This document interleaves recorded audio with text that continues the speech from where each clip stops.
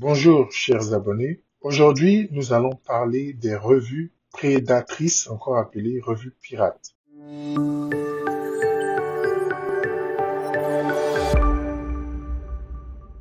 Pour faire simple, une revue prédatrice, c'est une revue dont l'objectif principal est de se faire de l'argent. Et pour ce faire, ils vont activement solliciter des auteurs en leur promettant de publier leurs articles dans les meilleurs délais, moyennant de l'argent. Et ce sont des revues pirates parce qu'elles n'obéissent pas à des revues légitimes qui ont des comités de lecture. Dans cet article, par exemple, 46 journaux prédateurs ont été répertoriés dans le domaine de la neurochirurgie. En mai 2022, dans le journal World Neurosurgery, l'équipe du docteur Kabulo a effectué une enquête sur les neurochirurgiens africains. Et 101 individus ont participé à cette enquête dans laquelle on retrouvait aussi bien des neurochirurgiens que des résidents ou encore même des étudiants en médecine.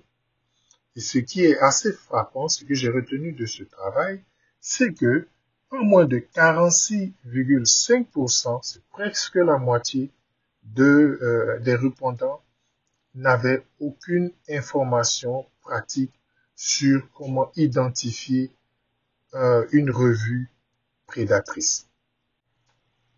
Je vais partager avec vous quelques astuces.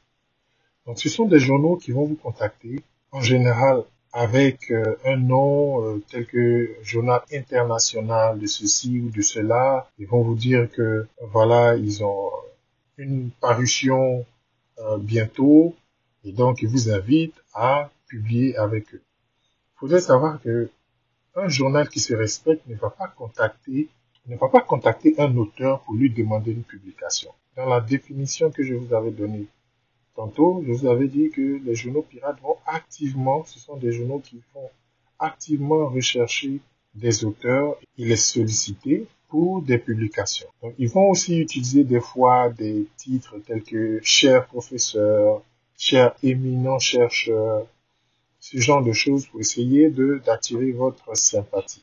Donc faites attention, et c'est un phénomène qui vraiment prend beaucoup d'ampleur.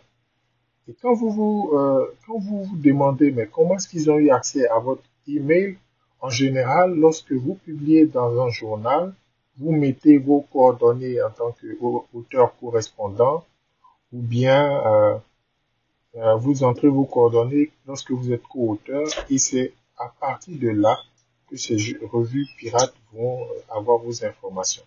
Et le phénomène ne se limite pas seulement aux journaux prédateurs, il y a également des conférences, de fausses conférences prédatrices aussi, qui vont vous demander, qui vont vous inviter alors que cela n'existe pas. Donc, quand vous regardez dans ce document qui parle de tout cela, vous remarquez la part importante de ces journaux prédateurs dans le domaine de la biologie et surtout dans le domaine de la santé. Et faites vraiment attention.